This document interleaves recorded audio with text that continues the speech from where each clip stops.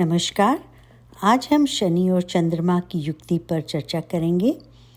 यदि यह दोनों ग्रह एक ही भाव में बैठ जाएं तो इसे शनि चंद्रमा का विषयोग कहते हैं।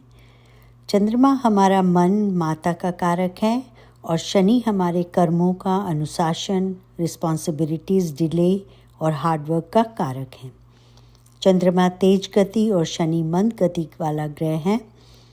यदि हमारा मन खुश नहीं है तो हम किसी भी सुख का अनुभव नहीं करते। यह योग माता को कष्ट और माता के सुख में कमी देता है। परिवार में अशांति का माहौल बना रहता है। ऐसे जातकों को तनाव, बेचैनी, चिंता, डिप्रेशन, एंजाइटी जैसी समस्याओं का सामना करना पड़ सकता है। शारीरिक और मानसिक स्वास्थ्य पर बुरा असर पड़ता है। आपके प्रयासों की गति को यह युक्ति धीमा कर देती है। यदि बेनिफिक या शुभ प्लैनेट की दृष्टि आ जाए तो यह युक्ति उतने बुरे परिणाम नहीं देती। चंद्रमा मन और शनि अनुशासन है। मन को अनुशासन में रखना बहुत ही कठिन होता है। जो ऐसा कर लेते हैं वो अपनी समस्याओं को झेलते हुए अंत में तरक्की पा लेते हैं। हमें हमेशा देखना चाहिए कि यह युक्ति किस भाव में बन रही है, उस भाव का लॉर्ड कौन है। यदि लग्न में बन रही है तो शारीरिक मानसिक स्वास्थ्य पर प्रभाव पड़ सकता है। सेकंड भाव में रिश्तेदारों, फैमिली, धन के कारण तनाव हो सकता है। थर्ड भाव में करेज और एफर्ट्स को धीमा कर देगा। फोर्थ भाव में घर के सुखों को माता के सुख में कमी देखी जाती है। फिफ्थ भाव में संतान में देरी, प्रेम संबंधों में उतार चढ़ाव की संभावना होती है। सिक्स्थ भाव हमारे रोग, ऋण, शत्रु, डिजीजेस, कोर्ट केसेस का होता है।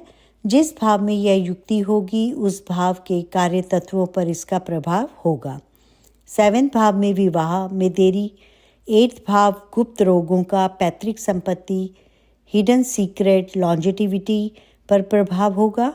नाइन्थ भाव हमारे भाग्य, पिता, गुरु, धर्म, लॉन्ग ट्रैवल्स को प्रभावित करेगा। 10th भाव कैरियर में डिले, चेंजेस दिखाता है।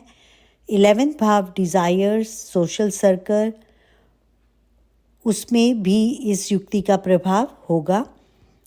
12th भाव फॉरेन ट्रैवल, शेयर सुख, हॉस्पिटल, इन कारतत्वों पर प्रभाव देगा। एक एग्जाम्पल द्वारा मैं आपको और क्लियर कर दूं। यदि यह युक्ति अग्नि, पृथ्वी, वायु, जल तत्व की राशियों में बनेगी तो भी इन राशियों के गुण इस युक्ति में आएंगे। जैसे 4, 8, 12 जल तत्व राशि हैं।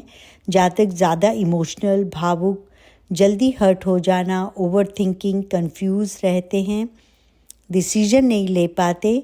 इस तरह यदि अग्नि तत्व 1, 5, 9 भावों में युक्ति है तो जातक एग्रेसिव, जल्दी गुस्सा आ जाना, प्रेम संबंधों में उतार चढ़ाव, जल्दबाजी में अपने कार्यों को खुद ही बिगाड़ लेना।